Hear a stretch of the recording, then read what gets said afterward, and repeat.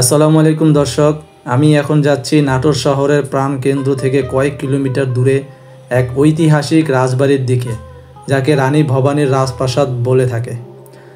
তবে এখন এটাকে উত্তরা গণভবন নামে ডাকা হয়।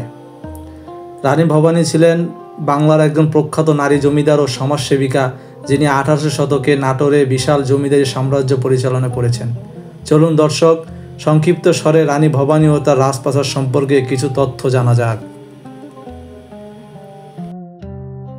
দর্শক, এটা হচ্ছে প্রাসাদের বিশাল প্রবেশদ্বার। এই রাজপ্রাসাদ ছিল বাংলার বিখ্যাত নারী জমিদার রানী ভবানীর রাজ কার্যালয় ও বসত ভবন। রানী ভবানী ছিলেন 18শো শতাব্দীর একজন প্রভাবশালী নারী, যিনি তার স্বামী রামকান্তের মৃত্যুর পর নাটোরের জমিদারি সামলাতে শুরু করেন এবং খুব অল্প সময়ে বাংলার বিস্তীর্ণ এলাকা নিয়ন্ত্রণে নিয়ে আসেন।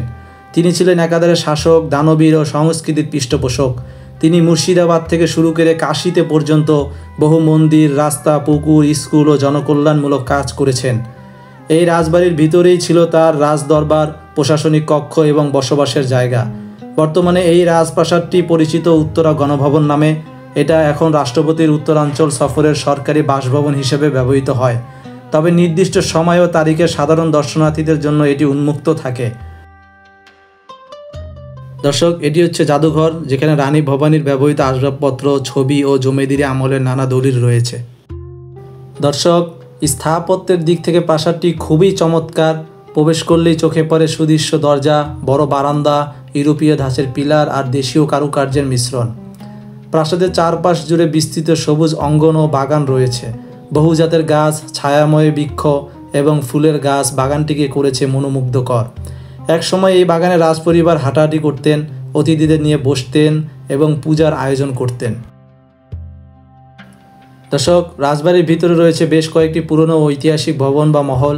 রানী ভবানীর মূল প্রাসাদটি ছিল তার আবাসস্থল, যেখান থেকে তিনি তার জমিদারি পরিচালনা করতেন।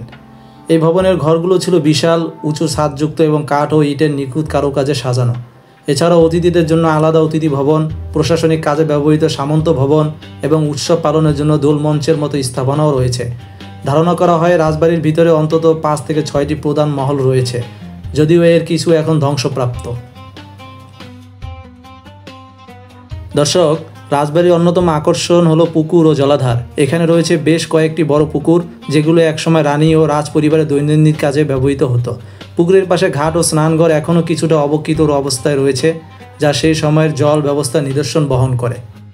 দর্শক, রানী ভবানীকে মানুষ পছন্দ করতেন কারণ তিনি দয়ালু, ন্যায়পরায়ণ ও দানশীল ছিলেন। দরিদ্র ও অসহায়দের সাহায্য করতেন, ধর্মপ্রাণ ছিলেন এবং তার শাসনে সাধারণ মানুষ শান্তিতে থাকত। এছাড়াও একজন শক্তিশালী নারী হিসেবে তিনি সবাইকে প্রেরণা দিয়েছিলেন, তাই সবাই তাকে ভালোবাসত। রানী ভবানী 1795 সালের 5ই ফেব্রুয়ারি মৃত্যুবরণ করেন, তবে তার সমাধি স্থান কোথায় তা কারো জানা নেই। তার মৃত্যুর পর তার উত্তরসূরিরা জমিদারির সঠিক দেখভাল করতে ব্যর্থ হন। ইংরেজ শাসন অবস্থায় ও ইতিহাসের অবহেলায় নাটোর রাজপ্রাসাদ ধীরে ধীরে জীর্ণ হয়ে পড়ে। এক সময়ের যে প্রাসাদ ছিল ঐশ্বর্যের প্রতীক, আজ তা ইতিহাসের নীরব সাক্ষী মাত্র। দর্শক, আপনারা যারা এখানে আসতে চান তারা ঢাকা থেকে নাটোরে সরাসরি বাস সার্ভিস রয়েছে। উত্তরা, গাবতলী ও কল্যাণপুর থেকে নাটোর শহর নামার পর অটোরিকশা বা সিএনজি করে আপনি সরাসরি উত্তরা গণভবনে চলে আসতে পারেন। সত্যি বলতে কি দর্শক, এই রাজপ্রাসাদ আপনাকে নিয়ে যাবে এক রাজকীয়, স্থাময়, আবেগীয় অনুভূতির ভিতরে। যারা বাংলার জমিদার ইতিহাস ভালোবাসেন তাদের জন্য এটা অবশ্যই একবার দেখার মতো জায়গা। দর্শক, রানী ভবানীর মতোই আমরা সবাই একটা ইতিহাস গড়ে চলেছি। আপনি যদি এই যাত্রার অংশ হতে চান তাহলে আমার চ্যানেলটিকে সাবস্ক্রাইব এবং বেল আইকনটি অন করে আমার পাশে থাকবেন। ধন্যবাদ।